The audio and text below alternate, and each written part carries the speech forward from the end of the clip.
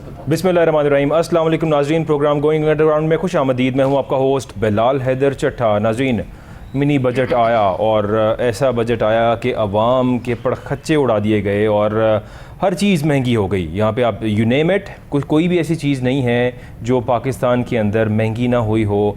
Petrol की price देखें, start यहाँ से करें तो 22.20 यानी कि 22 रुपये 20 पैसे पेट्रोल की कीमत को बढ़ाया गया और 272 रुपये कर दी गई। ये वो तमाम लोग जो कहते थे कि 10 रुपये बढ़ाने पर शर्म आनी चाहिए हुकूमत को और ऐसी ऐसी स्टेटमेंट्स दिया करते थे पेट्रोल की प्राइस 10 रुपये लीटर बढ़ने पर। पहले 35 रुपये इजाफा किया गया और अब एकदम से रातों रात। डॉक्टर मुसद्दिक मलिक साहब की हमने बहुत सी प्रेस कॉन्फ्रेंसेस देखी और उन्होंने कहा कि किसी को नहीं पता कि पेट्रोल की प्राइस क्या होगी, लेकिन अब सिचुएशन देख के ऐसा लगता है शायद सबको पता था, इसीलिए पेट्रोल पंप्स पे जान के स्टॉक रोका जा रहा था, सब कुछ किया जा रहा था। एंड एवरीबॉडी न्यू इट कि अब ये एक पेट्रोल के अंदर नई प्राइस हाई क्रिएट होगी और वही हुआ। बजट आने के बाद हर शख्स परेशान है इस मुल्क के अंदर। जो शख्स रोना कंट्रोल कर रहा था शायद आज रो रहा होगा इन हालात की वजह से, लेकिन बेहिसी अवाम में नज़र आती है कि हम सब लोग इन सब सिचुएशंस पर भी पेट्रोल की प्राइस बढ़ गई है तो रातों रात घंटों घंटों लाइन में खड़े होंगे। एक बार टैंक फुल करा लें और टैंक फुल कराने के लिए जब पहुंचते हैं तो पेट्रोल पंप वाला कहता है 2000 से ऊपर का गाड़ी में नहीं डलेगा। इसके बावजूद भी कुछ नहीं करते, घर जाते हैं, जाके सो जाते हैं और इंतज़ार कर रहे हैं ना जाने किसका। इन सब इशूज़ पर हम बात करेंगे। मैं अपने गेस्ट का आपसे तारुफ कराऊँ। हमारे साथ स्टूडियोज़ में मौजूद हैं डॉक्टर SN महमूद साहब। Sir, thank you so much for joining us. साथ तशरीफ़ फरमा है इकबाल शाह साहब। Sir, thank you so much for joining us in the studio. बात का आगाज़ करूँगा SN साहब आपसे, चूँकि आप मुआशियात को समझते हैं और आपकी काफ़ी ग्रिप है इकॉनमी के ऊपर और इन सब चीज़ों पर। सर, जो मिनी बजट आया है और अवाम को, उन लोगों को तो बेवकूफ़ बनाया जा सकता है ये कहकर कि इमरान खान का बेड़ा गर्क किया हुआ, जिस बात को आज शायद खान साहब को उतरे हुए कोई 11 माह गुजर चुके हैं और अभी तक ही कहा जा रहा है कि 11 माह पहले एक शख्स ने जो किया था आज तक हम उसका खमियाजा भुगत रहे हैं। I think people are not buying it. Sir, what is your opinion on that?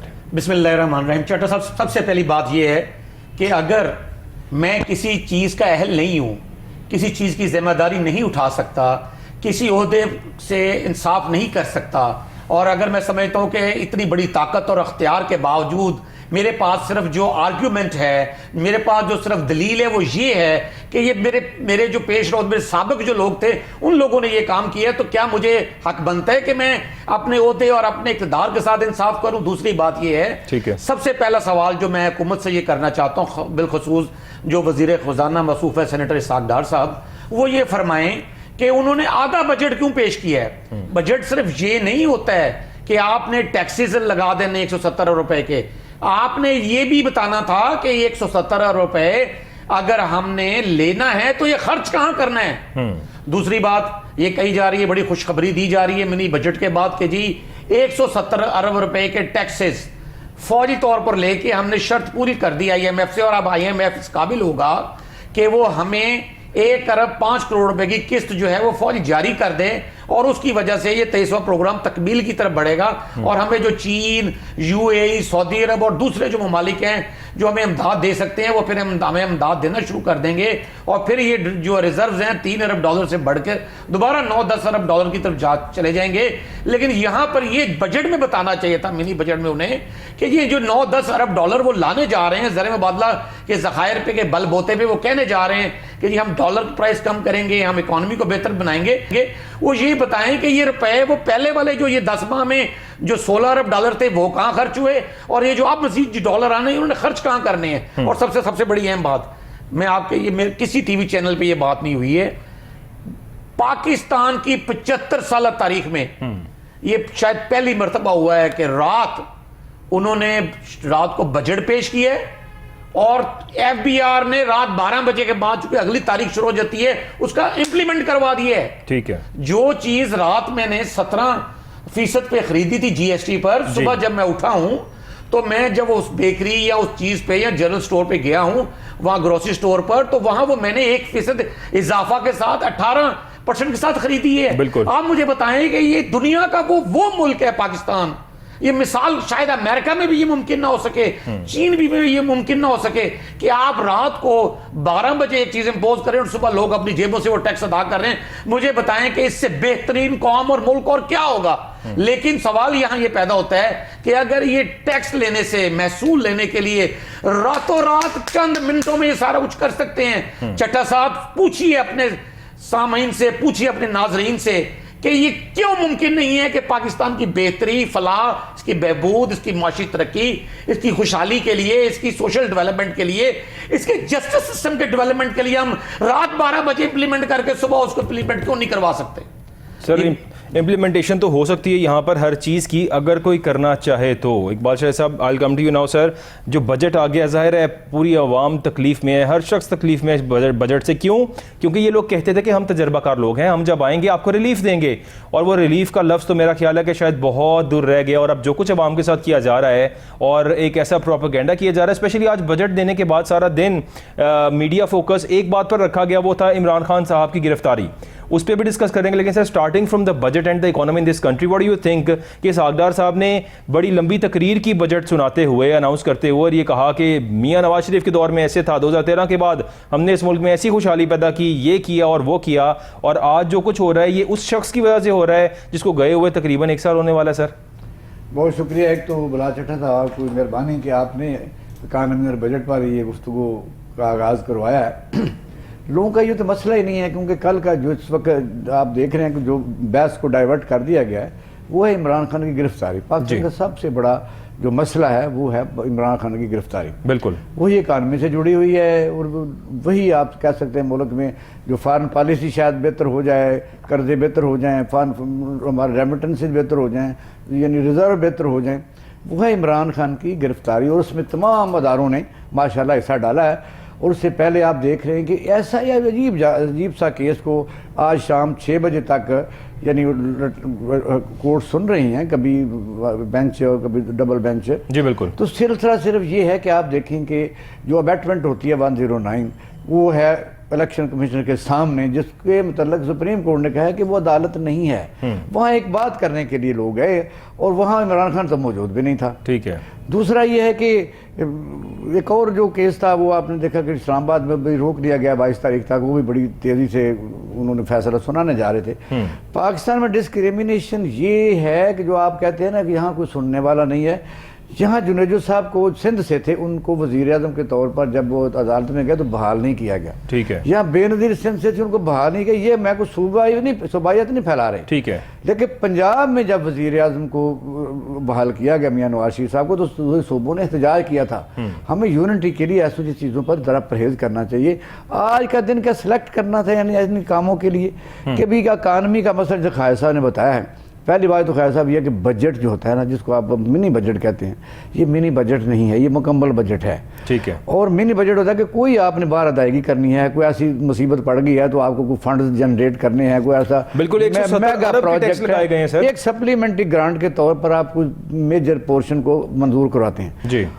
ऐसा बजट जो है वो आप देखें, पहले इसके लिए बाकायदा बजट का सेशन कॉल किया जाता है। बिल्कुल। फिर उसमें वो जो प्रिंटिंग कापीज होती हैं वो बाकायदा तजावीज़, सोर्सेज, एक्सपेंडिचर, जरा खासा ने बताया, वो डिलीवर की जाती हैं। फिर टाइम दिया जाता है हफ्ते का, वो मैंने पढ़ के आते हैं सेनेटर वगैरह कि फिर वो आपको तजावीज़ देते हैं, डिबेट होती है। आखिरकार वज़ीर ख़जाना साहब जो होते हैं वो तकरीर करते हैं, बताते हैं जो चीज़ एम्बिग्विटीज़ होती हैं। ठीक है। फिर उसको पास किया जाता है। पास करने के बाद सेनेट के बाद प्रेसिडेंट ऑफ पाकिस्तान जो है वो उस पर साइन करते हैं जी। फिर कहीं जाके जो भी टैक्सेज इम्पोज होते हैं।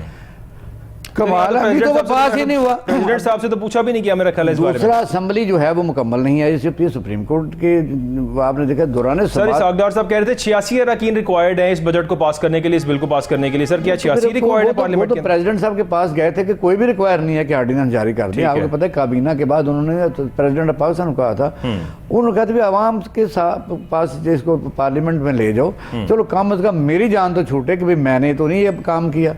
अब पार्लियामेंट मुकम्मल नहीं है। वो सागदार साहब तो जाहिर जब आए थे तो वो कहते थे जी मैं आंखों में आंखें डाल के IMF से बात कर सकता हूँ, मेरी वो बात मानते हैं। ये मिफ्ता इस्माइल साहब कुछ नहीं है, ये झूठे लोग हैं। ये सच्ची बात है कि पाकिस्तान के अवाम जो है ना बार बार मुजामत करते करते, रजिस्ट करते करते अब थक चुके हैं। अब मैं समझता हूँ कि ये कौमों की ज़िंदगी में एक ऐसा टाइम होता है जब मुल्क की सॉवरेंटी दाव पर लग जाती है कि कौम अपने मुल्क के साथ ठीक है वफादार तो होती है, लेकिन अदारों के साथ वो जो है उनका वो रोमांस नहीं रहता। ठीक है। फिर वो ऐसा मौका आता है कि कभी अगर ज़रूरत पड़े उनकी कुर्बानियों की तो फिर वो लातल्लक हो जाते हैं। इस वक्त सूरत हाल ये है कि इमरान खान की गिरफ्तारी और कौम के ऊपर, आप जब पेट्रोल की आप बात कर रहे हैं, जब स्टैटिस्टिकल डिवीजन जब ये कहता है 34% महंगाई है, मैं मानते नहीं इस बात को, भाई 2% 100% महंगाई हुई है। ये आप निकाल लें पूरा। जब मुस्लिम लीग नून कहती है ये पिछला जो गार्बेज है, तो मुझे बताइए क्यों नहीं बताते कि सदर मुशर्रफ के ज़माने में 13 रुपये आटा था? बिल्कुल। क्यों नहीं बताते 25 रुपये चीनी थी? क्यों नहीं बताते 60 रुपये डॉलर था? वजह यह है कि ये तो जिन्होंने आना है और सिटिंग गवर्नमेंट का ही काम है, उसने काम करना है।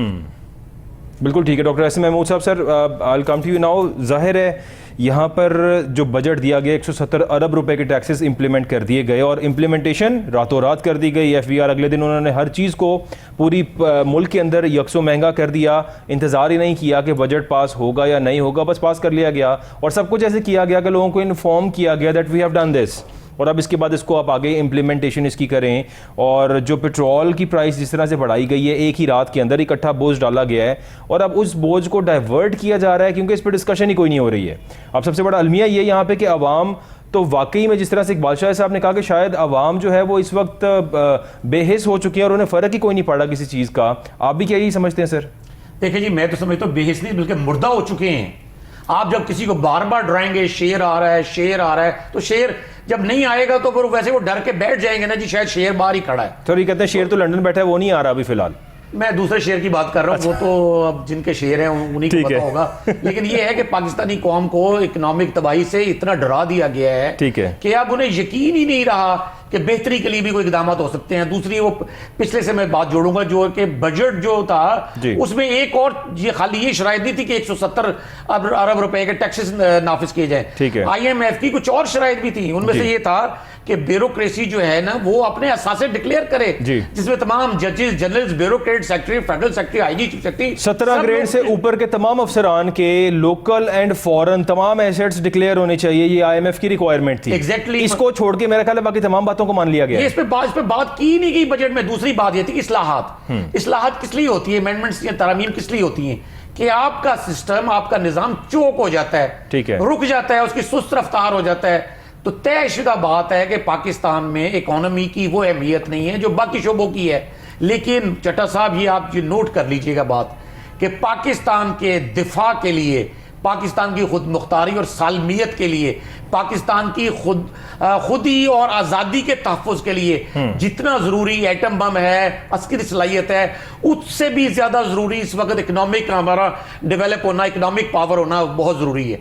लेकिन ये इकोनॉमिक पावर हम क्यों नहीं बन पा रहे हैं? क्या हमारी ज़मीनें जो हैं वो भारत से कम जरखेज़ हैं? क्या चीन से कम जरखेज़ हैं? क्या हमारी जो फ्लोर मिल्स हैं वो आटा पीस नहीं रही हैं? क्या चाइना के जैसे फ्लोर मिल्स आटा पीसती है वैसी हमारी फ्लोर मिल्स नहीं पीस रही हैं? क्यों हम $1 अरब के लिए मोहताज हुए हैं? और क्यों भारत की जो GDP और जो उसका जो ज़र मुबादला के ज़खायर हैं वो $524 अरब पर हैं। $524 अरब कहाँ? और ये 4-10 $2.10 $2.5 अरब शायद कह रहे रह गए फॉरेन रिजर्व में इस बजट के। ये देखें ना, अगर किसी को तो सोचना होगा ना, किसी को तो गौर करना होगा कि कोई ऐसी बड़ी खराबी वजूद में आ चुकी है, कोई ऐसी बड़ी फिक्री पहलू है, कोई सोच का नजरियाती पहलू है जिसकी वजह से हम हैं उनसे बेहतर, किरदार वाइज बेहतर हैं, दीन वाइज बेहतर हैं, अपने सोच के ख्याल सलाहियत के हिसाब से बेहतर हैं। हमारे डॉक्टर्स उनके डॉक्टर से ज़्यादा काबिल हैं, हमारे इंजीनियर्स उनके इंजीनियर से ज़्यादा काबिल हैं, हमारे IT प्रोफेशनल्स बगैर किसी सपोर्ट के अपनी मदद आपके तहत IT के 15 अरब तक ये बिजनेस ले गए हैं। तो इसका मतलब सब कुछ होने के बावजूद कोई ऐसी फिक्री पहलू बकाया है कि जो हम उस पर तरक्की नहीं कर पा रहे। और उसकी एक ही वजह है चट्टा साहब, और मैं बड़ी माजरत के साथ कहता हूँ कि हमारे यहाँ सिर्फ फौकियत जो है वो अख्तियार, ताकत और ओहदों को है। हमारे यहाँ मुआशी तरक्की, खुशहाली, इसको सेकेंडरी नहीं बल्कि मैं कहूंगा इसको 12वां दर्जा दिया जाता है। कोई शख्स भी अपने बच्चे को जज बनाना चाहता है, जनरल बनाना चाहता है, उसको ब्यूरोक्रेट बनाना चाहता है, उसको एसपी और उसको डीसी बनाना चाहता है, उसको बिजनेसमैन, उसको रेस्टोरेंट का मालिक, उसको एंटरप्रेन्योर नहीं बनाना चाहता। जब आपकी सोच ही नहीं है, आपकी जो समाजी फिक्र ही नहीं है कि हमने कैसे पैसे कमाने हैं, गुर्बत कैसे दूर करनी है, गुर्बत को कैसे खत्म करना है, तो फिर आप कैसे उसको। दूसरी बात, जिंदगी का असूल है, पूरी दुनिया में आप जिस चीज को अहमियत देते हैं वो चीज उभर के फल फूल के सामने आती है। ठीक है। चीन हमारे बाद आजाद हुआ था, सिंगापुर हमारे बाद आया है, बहुत से ममालिक हमारे बाद आए हैं, बांग्लादेश हमसे टूट कर बना है, लेकिन जब उन्होंने अपनी इकोनॉमी को अहमियत दी तो इकोनॉमी फली फूली है। हमारी इकोनॉमी सिर्फ एक जगह पर है, वो है एकेडमिया में। हम थोड़ा बहुत किसी को एमबीए करवाते हैं, छोटा मोटा ये काम हम कर जरूर रहे हैं। हमने कुछ कॉलेजेस यूनिवर्सिटियां बनाई हुई हैं, लाम्स, एलएसई, ये वो, आईबीएम वगैरह, लेकिन अमली तौर पर हमारे यहाँ कोई रिसर्च एंड डेवलपमेंट का इकोनॉमिक इदारा नहीं है। कोई हमारी जो बिजनेस बॉडीज हैं वो बनी जरूर हुई हैं, 100 से ज्यादा बिजनेस बॉडीज हैं पाकिस्तान में। ये होता तो इंजीनियरिंग बोर्ड, फलाना बोर्ड, ये वाला इदारा, फेडरेशन, चैम्बर, एसोसिएशन, लेकिन वो सारे ऐसे ही हैं जैसे बनावटी फूल होते हैं जो देखने में बहुत खूबसूरत लगते हैं, दिलकश होते हैं, लेकिन उनमें खुशबू कुछ नहीं होती। चटा साहब, तो हमारी जो इकोनॉमिक खुशबू है उससे हम महरूम हैं ना। हमारे रहनुमा, मैं सॉरी टू से, मैं इमरान खान साहब को सब कुछ समझता हूं, लेकिन मैं एक बात बड़े यकीन से कहता हूं कि उनको इकोनॉमिक डेवलपमेंट का पूरा विजन होता तो वो लीडर इस काबिल थे और हैं कि वो पाकिस्तान को इकोनॉमिकली बहुत स्ट्रांग करते, लेकिन उनका अपना विजन नहीं था। और जो इससे पहले लोग जो उनके अलावा जो जैसे पीडीएम के लोग हैं, वो इकोनॉमी को उसी तरह चलाना चाहते हैं जैसे कि कॉलोनियल निजाम में अंग्रेज चलाया करता था, कि सारा कुछ यहां से लूट लाट कर जो है समुद्र पार ले जाया जाए और इन लोगों को सिर्फ महकूम रखा जाए, इनको सांस आने दिया जाए लेकिन इनको इज्जत का सांस ना आने दिया जाए, इनको 2 लुक़मे रोटी खाने के लिए कितारे बनाकर आटा दे तो जरूर दिया जाए, लेकिन इनको घर और छत छुपाने की जगह ना दी जाए, इनको 2 गज का कपड़ा दफन होने के लिए तो दे दिया जाए, लेकिन इनको इज्जत की पगड़ी हासिल करने ना दी जाए, इनके पांव में टूटी हुई जूती तो हो लेकिन इनके हाथ में कोई इज्जत वाली लाठी ना हो, कोई इज्जत वाली कलम ना हो। ये सारा एक मंसूबा है, ये इनकी इकोनॉमिक डेवलपमेंट है। वगरना आप यकीन करें कि इस मुल्क के इतने वसाइल हैं कि दुनिया के ऊंचे से ऊंचा पहाड़, दुनिया से गहरा समुंदर, दुनिया का बड़े से बड़ा रेगिस्तान, दुनिया से बड़ा सहरा, नमक की, कोयले की कानें, सब कुछ, हीरे, सोना, चांदी, लोहा, तांबा, हर सब कुछ इस जगह मौजूद है, हमारे पास मौजूद है, तेल तक यहाँ मौजूद है। इसमें कोई शक नहीं है, आरसीटी का मुआहदा करके तेल ही नहीं निकाला सर, इसमें कोई शक नहीं है। पाकिस्तान के पास अल्लाह का दिया सब कुछ है, स्पेशली जो बजट दिया गया है ये अल्लाह की तरफ से आया, क्योंकि सागदार साहब तो यही कहते थे कि अब अल्लाह इस मुल्क को संभालेगा, अल्लाह ही चलाएगा इस मुल्क को, तो बजट भी मेरा ख्याल है शायद अल्लाह की तरफ से आया होगा। इस अवाम पर बोझ, इस बजट का सबसे बड़ा इफेक्ट और सबसे ज़्यादा महसूस हुआ है हमारे वज़ीर आज़म साहब को। PM हाउस ने आज मज़ीद फ़ंड्स की डिमांड की है वज़ारत ख़जाना से, और ये कहा कि वज़ीर आज़म साहब के जो दौरे हो रहे हैं और उनकी जो अपनी ज़ाती घूमना फिरना है उसकी वजह से हमें मज़ीद फ़ंड्स दरकार हैं, और 7.5 करोड़ रुपया फौरी से मंगवाया गया वज़ारत ख़जाना से। इकबाल शाहिद साहब, 7.5 करोड़ रुपया वज़ीर आज़म साहब ने तो फ़ौरन मंगवा लिया है और ये डिमांड डाली है, तो ज़ाहिर है वज़ारत ख़जाना उन्हीं की है सर, हमारी तो है नहीं जो उनसे पूछती या सवाल करती। उन्होंने फ़ौरन से प्रूव किया कि जी ठीक है ये देना है। तो सर बजट का इम्पैक्ट तो वज़ीर आज़म साहब के भी फंड्स पे आ रहा है। बजट का हुजम बहुत बड़ा होता है, जो ज़ाहिर है ये तो 7 करोड़ 8 करोड़ मैटर नहीं करता। ठीक है, ज़ाहिर ये डिबेट में मैं तो इसको नहीं इसलिए लाता कि जो रनिंग आप एक्सपेंडिचर होते हैं वो करने पड़ते हैं, मैं भी और मेनार भी यहाँ सर ये लेकिन एक्स्ट्रा है, वो तमाम तो पहले ऑलरेडी सेटल्ड थे, बजट के बाद आज की रिक्वायरमेंट बनी है, कह सकते हैं आप। मसला तो ये है, आप देखें ना जो IMF से जो आप खुशखबरी सुन रहे हैं हुकूमत की, उनकी बहुत बड़ी कामयाबी है, और अभी तक भी स्टाफ लेवल पर भी एग्रीमेंट नहीं हुआ। ठीक है, उसमें जो मेन फीचर्स सामने आ रहे हैं जो ये बता रहे हैं, वो ये बता रहे हैं कि जी हम ये करेंगे कि कैबिनेट को डाउन साइजिंग करेंगे, उन्होंने फ़ौरन उसका एक तरीका सोच लिया। मेरा ख्याल है कि IMF वाले तो इनके परों के नज़दीक भी फटक नहीं सकते, वो कितने हैं कवाकब, कुछ नज़र आते हैं, कुछ देते हैं धोखा, ये बाजीगर खुला। IMF जो है वो कोई दुश्मन नहीं किसी मुल्क का होता। ठीक है, पहली बात वो मॉनिटरिंग करता है कि आप हमसे पैसे लेते हैं, आप दूसरे मुल्कों से पैसे लेते हैं, तो आप खर्च कहाँ करते हैं, उनका सिर्फ ये मसला होता है। बल्कि मैं तो समझता हूँ कि अगर IMF के कुछ ऐसी चीज़ें मौजूद हैं जो उस हुकूमत को करनी पड़ रही हैं, तो मैं तो उनका शुक्रिया अदा करता हूँ।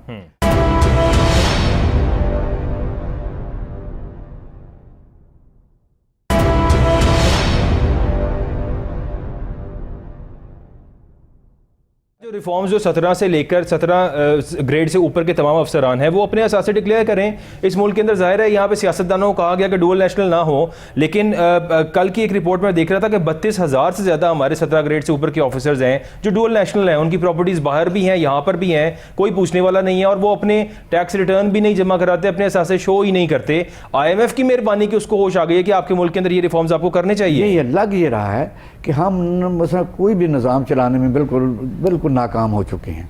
अगर वो हमें गाइडलाइन फ्राहम कर रहे हैं तो मैं समझता हूँ उन्होंने क्या कहा है, उन्होंने ये अभी जो आपने बताया कि 17 ग्रेड से ऊपर, फिर उन्होंने कहा जी कोई आदमी भी एक प्लाट से ज़्यादा नहीं ले सकेगा, उसमें तमाम अदारे शामिल हैं। तमाम अदारों से मुराद ये है कि पिछले दिनों सोशल मीडिया के ऊपर एक चीज़ आई थी, उनमें साहबका बड़े सीनियर फौजी अफसर रिटायर बात कर रहे थे कि कई साहबका जो ऑफिसर्स हैं उन्हीं शोबों से 119 प्लाट भी एक बंदे के थे, 17, 18, 20, 25 तो ऐसे ही थे। ठीक है, वजह यह है कि इस तरह उन्होंने और चीज़ें कट लगाया है। उन्होंने मसलन डाउन साइजिंग करने के लिए कहा है, उन्होंने कहा गाड़ियाँ आप कम करें। गवर्नमेंट क्या कर रही है? गवर्नमेंट ने कुछ नहीं करना। यानी जब आदत पड़ी हो कोई चीज़ खाने की, मुझे बताइए जब कोई मिनिस्टर तो कह रहा मैं तनख्वाह नहीं लूँगा, ये मुस्लिम लीग नून के मिनिस्टर साहबान ने बड़ी मेहरबानी किया, उन्होंने ये कहा कि हम सैलरी नहीं लेंगे जी। सिर्फ सैलरी नहीं होती, ठीक है, आप उसका देखें कि उनका ऑफिस होता है, उनका स्टाफ होता है, उनकी ट्रैवलिंग एक्सपेंडिचर होती हैं, उनकी गाड़ी होती है, उनके कहने पर काम होते हैं, स्टेटस होता है उनका। तो वजह यह है कि ये जो मामूली तनख्वाह होती है वो मैटर कभी भी नहीं करती पाकिस्तान में खास तौर पर। सर इस तनख्वाह के लिए तो आते ही नहीं है, ये इतने करोड़ों रुपए इन्वेस्ट करके इलेक्शंस में, क्या ये इतनी सी तनख्वाह के लिए आएंगे? 88 से बाद जब जुनेजो साहब की हुकूमत थी, मैं समझता हूँ उसके बाद उस वक्त मिनिस्टरों को जरूरत पड़ती कि पाकिस्तान का वजीर खजाना तनख्वाह को इंतजार करता रहता था कि अमेरिका के दौरे पर जाना है तो कपड़े सिलाने हैं तो मेलोडी से उधार सिला लूँ, वो मैंने जमाना देखा है बकायदा। अच्छा, अब सूरत आ रही है कि इसके साथ जुड़े हुए जो बेनिफिट्स हैं, आपने किसी का कब्जा करना है ज़मीन के ऊपर, आपका स्टेटस यानी मौजूदा सिटिंग गवर्नमेंट का कोई अहदेदार होना बड़ा ज़रूरी है। ठीक है, अच्छा सारी जो डिक्लाइन आ रही है ना, मैं समझता हूँ एक शोबा नहीं है, तमाम शोबे इस वक्त उसमें बेशमूल अवाम। ठीक है, अवाम तो यह कि बार बार धोखा खा चुकी है। सबसे पहले तो रोटी कपड़ा मकान पर खाया, क्या करे, जदोजहद की थी, बिल्कुल। फिर निज़ाम मुस्तफ़ा की तरफ डाइवर्ट कर गया कि इस्लाम हमारा दीन है, दुरुस्त है जी। लेकिन उन लोगों ने जितना धोखा दिया उन्होंने अपना इक़्तिदार पर कब्जा कर लिया। फिर अर्बनाइज की आदत आई, लोगों ने कहा और इन्होंने कहा कि ये जो देहाती लोग होते हैं इनको हुकूमत करनी नहीं आती, हम आए हैं, हम आपको देंगे, आपके अदारे बनाएंगे, हाउसिंग प्रोजेक्ट बनाएंगे।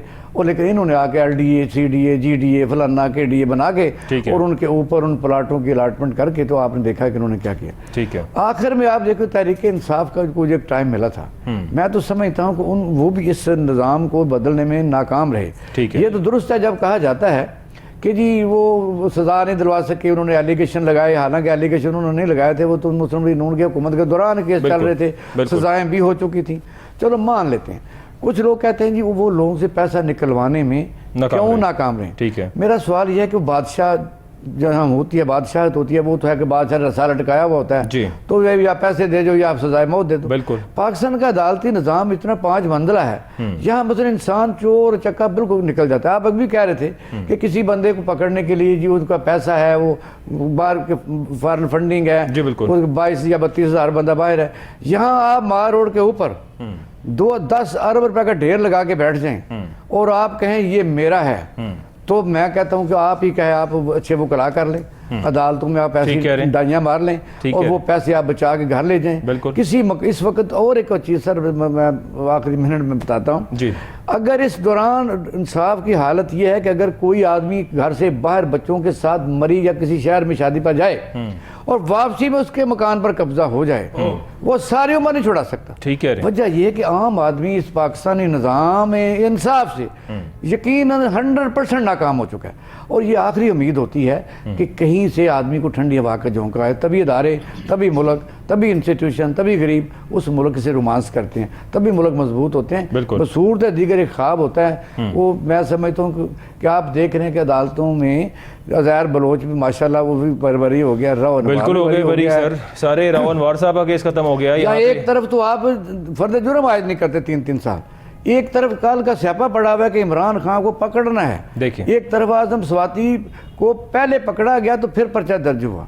एक तरफ अरशद शरीफ बाहर मर्डर हो गया, एक तरफ आप देखें फवाद चौधरी के खिलाफ इस्लामाबाद में FIR दर्ज हुई। वो 4 घंटे की ड्राइव है, आप कितनी भी तेज चल रहे हैं, 4.5 घंटे बाद लाहौर से पकड़ा गया। एक तरफ तो आप माशाल्लाह इतनी फुर्तियां दिखा रहे हैं, और एक तरफ ये है कि लोग दंदनाते फिर रहे बाहर के मुल्कों में भी, उनके तैमारदार भी यहाँ दंदनाते रहे और कोई केस का कोई फैसला नहीं हुआ। और वही 60% आपकी कैबिनेट करप्ट है। IMF का सबसे बड़ा सवाल ये है। IMF का सवाल तो ये है, लेकिन मेरा ख्याल है IMF के इस सवाल का जवाब आज तक हमने नहीं दिया और शायद दे भी नहीं पाएंगे। डॉक्टर एस एम महमूद साहब, इमरान खान साहब को पहले 4 बजे का टाइम दिया गया, फिर 6:30 बजे का टाइम दिया गया, और कल से यही कहा जा रहा है, हालांकि उनके डॉक्टर जो है वो भी पेश हुए हैं और डॉक्टर फैसल ने जाकर उनको बताया कि he is not in a position कि वो मूव करें या बाहर आ सकें, चूँकि अदालत में आना बड़ी धक्कम पेल होगी, रश लगेगा यहाँ पर, और उनको उनकी जो टांग है वो मज़ीद ख़राब हो सकती है सिचुएशन के अंदर। सर, ये सब सुन के भी अदालत ने कहा दैट वी डोंट केयर, उनको यहाँ पर आना है, पेश होना है, हर हाल के अंदर आए। 6:30 का टाइम दिया, इन दी एंड उन्होंने जमानत मुस्तरद कर दी। आप क्या समझते हैं सर, इस बजट के बोझ के बाद इमरान खान साहब की जमानत मुस्तरद करना इतना ज़रूरी हो गया हुकूमत के लिए कि खान साहब अरेस्ट होंगे तो ही सुकून आएगा और मुल्क चलेगा, वरना मुल्क रुका हुआ है? ये देखें, ये तो बजट की खबरों का तो इससे कुछ ना कुछ एक ताल्लुक बनाया जा रहा है, ठीक है, लेकिन इसके पीछे कुछ और चीज़ भी दिखाई दे रही है। ठीक है, वो ये है कि जो एक लेटर जो लिखी गई है इन्हें सदर मुमलिकत जनाब आरिफ अलवी साहब को जी, उसमें जो है ना साबिक़ चीफ ऑफ आर्मी स्टाफ जो है उनके खिलाफ कार्रवाई का इस्तदा की गई है इमरान खान साहब की जानिब से, इमरान खान की जानिब से। ठीक है। अब ये जो खेल है ये बड़े एक खौफनाक मरहले में दाखिल हो चुका है, जिसमें किसी ना किसी एक एंटिटी को शिकस्त होना है, ठीक है, या किसी एक एंटिटी को कमजोर होना है, ठीक है। अब ये मैं तो यकीन करें कि इस पर सोच सोच के थक गया हूं कि मसालहत की भी कोई दोनों तरफ से, कोई एक तरफ से नहीं है ये हम कहें कि जी शायद सिर्फ इमरान खान ही नहीं मानते, ठीक है, दूसरे लोग भी जो है ना वो नहीं मानते। उसकी बहुत सारी मिसालें हैं कि उन्होंने कहा जी कि आप जुलूस नहीं निकालेंगे तो आप ये कर सकते हैं, तो उन्होंने असम्बली पे वो वोट ऑफ नो कॉन्फिडेंस कर दिया, वो ले आए। अगर वो असम्बली जीती है तो उन्होंने कहा असम्बली तोड़ते क्यों नहीं, अगर तोड़ी है तो उन्होंने कहा इलेक्शन नहीं करवाना। तो अब ये सारी चीजें ऐसी हैं कि वो जो है ना वो किसी ना किसी तरह एक बंद गली में दाखिल की जाती हैं। तो बंद गली में जब चीजें चले जाती हैं तो कहाँ खत्म होती है, वो फिर तसादम पे खत्म होती है। तो अब इस वक्त जो है ना ये चूंकि इधर से ये चिट्ठी चले गई है, उधर से जमानत कैंसिल हो गई है। अब देखना ये है कि कार्रवाई किस दोनों शख्सियात बड़ी है, ठीक है। अब देखना ये है कि इस मुल्क की किस्मत में कितना दंगा, कितना फसाद है, कितना तसादम है, कितनी सियासी महाजराई है, कितना सियासी अदम इस्तेकाम है। क्योंकि एक जानिब तो लोग हैं बेहिस, जैसे वो इकबाल शाही साहब फरमा रहे थे कि बेहिस, मैं कहूंगा जी कि मुर्दा, बिल्कुल ठीक है, मुर्दा हो के सारे अवाम खड़े हैं और वो एक बिल्कुल इस बात से बेगर्ज है कि कौन सी चिट्ठी चले गई, कौन सी जमानत कैंसिल हो गई, कौन गिरफ्तार होगा, कौन नहीं गिरफ्तार होगा, पेट्रोल कितने लीटर हो गया, कितने 24 घंटे में इस मुल्क में कोई सवाए जो चैनल्स दिखा रहे हैं माइक पकड़ के, वो तो चूंकि हमारा एक पॉपुलेशन साइज इतना बड़ा है कि आज माइक लेके आप किसी गांव देहात शहर किसी जगह पे खड़े हो जाए, वहां 20 लोग इकट्ठे हो जाते हैं, मगर ना बतौर मुजाहिरा, बतौर एक सच्ची एक रद्दमल के तौर पे अभी तक कोई एक टायर नहीं कहीं जला, एक कोई वाकया ऐसा नहीं हुआ। सर, इमरान खान आ जाए, उतर जाए, इमरान खान अरेस्ट हो जाए ना हो, हुकूमत में केयर टेकर सेटअप आ रहा है नहीं आ रहा, वफाक बैठे हैं नहीं बैठे, इससे आम आदमी को फ़र्क नहीं पड़ता।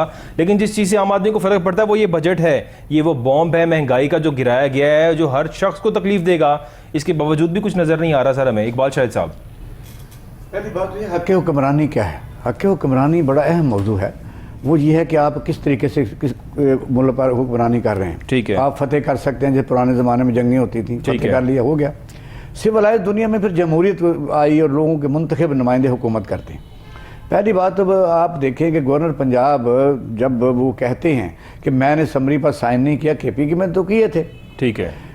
जब वो कहते हैं कि मैंने साइन नहीं की, मैं जिम्मेदार नहीं हूँ, ना मैं टाइम दे सकता हूँ, तो उनसे बंदा पूछे कि फिर आपने चीफ मिनिस्टर का हलफ कैसे लिया, बिल्कुल, आपने कैबिनेट का हलफ कैसे लिया, आपने हुकूमत बनाने के लिए दावत कैसे दी। मसला तो यह है कि फिर रोज़ाना जो ट्रांसफर हो रही है ये हक़ हुक्मरानी के अगेंस्ट जो आप ऑफेंस कर रहे हैं, ठीक है, आप एक जुर्म कर रहे हैं। जिस तरह एक किसी सूबे में किसी इलाके में कोई आदमी ज़बरदस्ती उसमें कब्जा कर ले, उसे अवाम की तायद हासिल ना हो और वो अपना निज़ाम चलाना शुरू कर दे, वो पैसे खर्च करना शुरू कर दे, लोगों को सज़ाएँ देना शुरू कर दे, तमाम इन्फोर्समेंट जो फोर्सेज हैं उनको इस्तेमाल करना शुरू कर दे, तो ये एक ऑफेंस है। ठीक है। यानी सिविलाइज दुनिया में ये ऑफेंस है। मसला ये है कि अगर दोनों सूबाई असम्बलियों को तोड़ा गया है ठीक है। तो उसका कहा गया जी मुल्क में इस वक्त दहशत गर्दी है, हमारे पास फंड्स नहीं है। ये पहली दफ़ा हुआ कि चीफ सेक्रेटरी साहब पेश होते हैं और आई साहब पेश होते हैं, जी हमारे पास बड़ा मुसीबत यहाँ पड़ गई है, अगले महीने ठंड आने वाली है, फिर बारिशें हो जाएंगी, फिर मेरी शादी है बच्चे की, तो इलेक्शन तो नहीं हो सकते, कभी मैं कुछ बहाना बना लेंगे। जब एक आइन में दर्ज है और आइन बिल्कुल वाज़ेह है, वो यूनानी मसली आइन 1973 का, एक एक चीज़ पर बड़ी फुल डिबेट होती रही। उसमें एम्बिग्विटी क्या है कि विद इन 90 डेज, ये नहीं कहा गया कि 90 डे में होंगे, विद इन 90 डेज। अब उसकी जो मर्जी सूरत हो, अब आप देखेंगे जिस वक्त आफ्टर ऑल कोर्ट्स ने फैसला किया और उनको बताया कि ये इसकी तशरीह ये है, क्योंकि अदलिया की ड्यूटी सिर्फ इतनी है कि आइन को अगर किसी जगह कोई प्रॉब्लम आ जाए, दोनों फरीकैन, तो वो उसकी तशरीह करते हैं कि इसके मायने ये है। तशरीह के बावजूद सिकंदर सुल्तान राजा साहब आज जब पेश हुए हैं सुप्रीम कोर्ट में, तो उन्होंने कहा है कि हुकूमत ने पैसे नहीं दिए, फौज ने सिक्योरिटी नहीं दी, अदलिया ने हमें आरोज नहीं डिलीवर किए, तो कैसे मैं इलेक्शंस की डेट उनकी भी सुने कि जिस वक्त जो चीफ इलेक्शन कमीशन है जब डस्के के लिए उन्होंने कहा जी 12-13 जो हल्के हैं पोलिंग स्टेशन, तो उनको बड़ा गुस्सा लगा, उन्होंने सारा री इलेक्शन करवा दिया था। बिल्कुल वजह यह कि जिस वक्त स्पीकर साहब जो हैं वो रात के अंधेरे में उनको लेटर भेजते थे, सुबह डी नोटिफिकेशन कर देते हैं माशाल्लाह। भी तो आपने देखा कि उस अदारों को तबाह बर्बाद करने के लिए, मैं तो ये कहता हूं इस वक्त बड़े बड़े अदारों में बड़े बड़े छोटे लोग बैठे हुए हैं। ठीक है। एक होता है कि आदमी अगर किसी अदारे में बैठा हुआ हो, उसकी ड्यूटीज़ है, उसको पता चले कि मेरी अपनी ज़ाती राय कोई नहीं है, तारीख जो है वो एक बाकायदा फैसला करने जा रही है, लोगों के हकूक़ अल्लाह ताला ने मेरे हाथ में दिए हुए हैं। इस वक्त पंजाब और KP के इलेक्शन में मैं कहना पूरी दुनिया हंस रही है, और अगर कल को IMF ये भी शर्त रख देता है तो फिर ये मान जाएंगे। मसला ये कि इसका मतलब हम जूते खा के मानेंगे। हम अपनी बात, हमें गैरत नहीं है कि हम क्यों नहीं मानेंगे। दूसरा ये कि अगर कोई मुल्क होता, अगर कहीं सुओ मोटो होता, तो मैं बड़े एहतराम से कहता हूँ कि वो ये होता कि जो अदारे आइन की खिलाफ वर्जी कर रहे हैं उनको लटकाया जाता कि इसकी तशरीह तुम्हें आती नहीं है, तुम किस सीट पर बैठे हुए हो, ये तो बहाने बनाते हो कि आज 32 दिन हो, 33 दिन आज गुजर भी गए हैं, बाकी टाइम कौन बचता है। कि आपने देखा कि बड़े इंतजाम करने होते हैं। ठीक है। और इलेक्शन कमीशन का काम इसके अलावा कोई नहीं है कि हर वक्त बिल्कुल रेडी रहे। जब वो चीफ जस्टिस के सामने पेश हो के जिस वक्त इमरान खान की हुकूमत जा रही थी, उसको बुलाया भी नहीं गया था, तो भाग के वहाँ खड़ा हो गया था जी मैं तो 7 महीने में करवा ही नहीं सकता। जब यानी आप देखा कि कसम सूरी साहब ने रूलिंग दी थी, तो नया शेड्यूल अनाउंस हो गया था। तो यही चीफ इलेक्शन कमीशन साहब कहते थे मेरे पास तो 7 महीने के से पहले मुझे तो जरा गर्मी लग रही है, तो मैं तो नहीं कर सकता। तो वो बाकायदा तौर पर कहा गया था।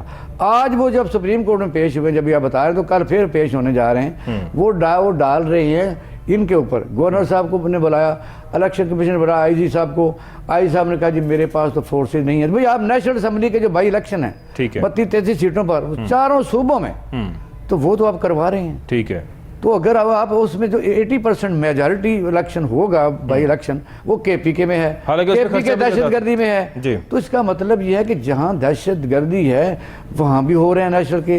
तो फिर आप क्यों कहते हैं? मसला तो यह है कि कोई जवाब तो है नहीं, सिर्फ यह है कि इस हुकूमत को। एक और मैं बात सर थोड़ा याद मुझे याद आ गई है, काश मुअज़्ज़ज़ अदालतें, जिस तरह 63A का फैसला बड़ा लंबा हुआ, तो सारा मुल्क अभी तक पट्टा बैठा हुआ है। ठीक है। अभी भी जल्दी कुछ फैसला कर दें, क्योंकि लाहौर में चीफ जस्टिस साहब ने, काबिल एहतराम जस्टिस साहब ने कहा कि भी आपको कौन सी बेसब्री पड़ी हुई है, 20 दिन गुजर जाने दो, यानी वो जो पूरे दिन है वो गुजर जाने दो, तो मैं फिर देखूंगा। आप ऑर्डर करें कि ये करें, यानी वाज़ेह ऑर्डर होना चाहिए। उसकी इंटरप्रिटेशन आपने देखा दोनों फरीकान करते रहते हैं। इवन देन बड़े सूबे के, पाकिस्तान के सबसे बड़े सूबे के और दुनिया के कई मुल्कों से बड़े सूबे के गवर्नर साहब को समझ नहीं लग रही, सारे उन्होंने वकील बैठा के वो कहते थे कि समझ ही नहीं लग रही कि ये क्या लिखा है जज साहब ने।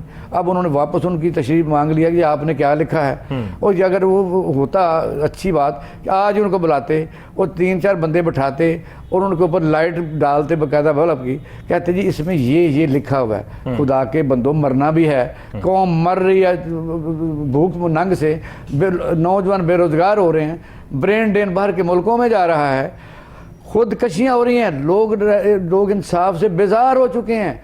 और ये है कि लोगों का जीना दुभर हो चुका है। और पाकिस्तान के साथ मोहब्बत से 5 से 10 लाख आदमियों ने जानों का नजराना पेश किया था। यकीन करें अब वो जो है जिसका कहते हैं भाग जिस तरह भाग सकता है, जिसके पास सोर्स है, मैं बिल्कुल इसको नहीं कहता ऐसा होना चाहिए, लेकिन लोग से बात करते हैं वो कहते हैं कि जितनी जल्दी हो सकता है किसी को दावा लगता है तो भाग जाए।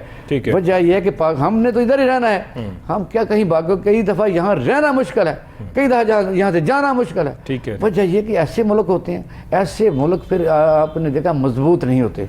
दुश्मन जो है वो फिर ऐसे मुल्कों को कभी नुकसान भी पहुँचा सकता है। अगर आप और मैं इक्वल राइट्स पर नहीं हैं, आपका वोट तो क्या हम कहते हैं बराबर है, क्या राइट्स बराबर है? क्या आप और मुझे ऐसा इंसाफ मिल सकता है? किसी जगह एजुकेशन में नौकरी मिल सकती है? बिल्कुल नहीं मिल सकती। कोई भी हमें इंसेंटिव मिल सकता है? एक बंदा 20-20 प्लाट लेके बैठा हुआ है, एक बंदा 2 मरले का जो मकान उसको नहीं मिल रहा।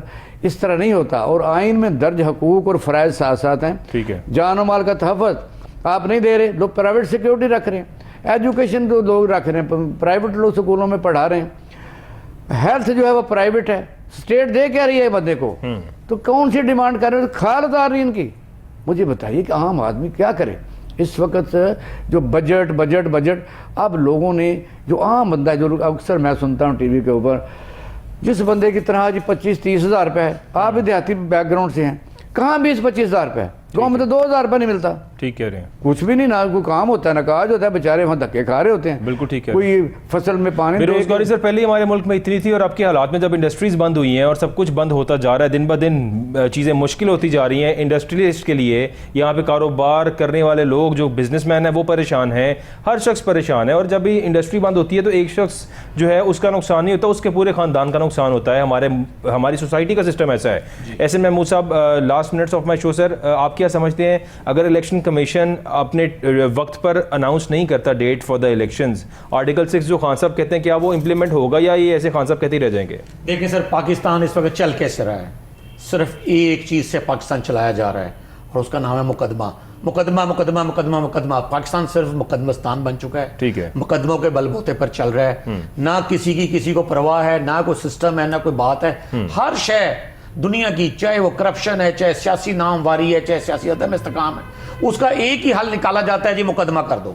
और मुकदमा चल रहा होता है और मुकदमों की खबरें हम देखते हैं, मुकदमे की खबरें हम पढ़ते हैं और मुकदमे के बारे में बातें करते हैं और मुकदमों के बारे में प्रोग्राम हो रहे हैं सारे मीडिया और चैनल्स के ऊपर। जब जिस मुल्क की हालत ये हो जाएगी कि वो सिर्फ मुकदमों पे चलेगा, उसकी हुकूमत के फैसले मुकदमों पे होंगे, उसके इलेक्शंस के फैसले मुकदमे पे होंगे। इलेक्शन के हवाले से मैं सिर्फ एक बात कहना चाहता हूँ कि ये गौर किया जाए कि अगर कोई शख्स इलेक्शन कमीशन पे जरा सी तनकीद कर दे तो फिर तो वो तौहीन हो जाती है। बिल्कुल। लेकिन ये तौहीन नहीं है कि कोई इलेक्शन कमिश्नर को ये कहे कि मैंने आपको लॉ एंड ऑर्डर नहीं प्रोवाइड करना, मैंने आपको ट्रांसपोर्ट प्रोवाइड नहीं करनी, मैंने आपको सिक्योरिटी प्रोवाइड नहीं करनी।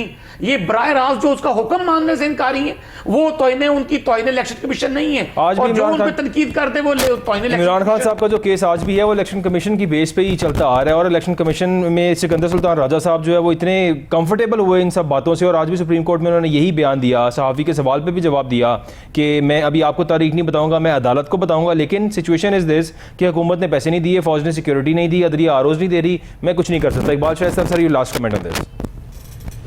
अब यकीनन मैं समझता हूँ कि वक्त नज़दीक आ चुका है। मुझे यह बहुत बड़ा हादसा नज़र आ रहा है, क्योंकि जब भी किसी चीज़ का सोल्यूशन कोई ना निकाल सके तो फिर आप देखें कि सोल्यूशन तो निकलता है। ठीक है, सोल्यूशन कौन निकालेगा, लेकिन वो भी मसले का हल तो नहीं होगा। आफ्टर ऑल मैं समझता हूँ कि इन लोगों पर ऐसा कोई ज़रूर निज़ाम आना चाहिए, ठीक है, जो कभी ना कभी पाकिस्तान जैसे एक इस्लामी मुल्क में इंसाफ का बोलबाला हो और आम आदमी भी जो है वो कहे ये मेरा पाकिस्तान। आप दोनों गेस्ट का बहुत शुक्रिया, thank you so much for being here. तो अल्लाह करे इस मुल्क में इंसाफ का बोलबाला हो, यही हल है इस मुल्क में तमाम चीज़ों के रिफॉर्म्स का। अपना ख्याल रखिएगा, अल्लाह हाफ़िज़।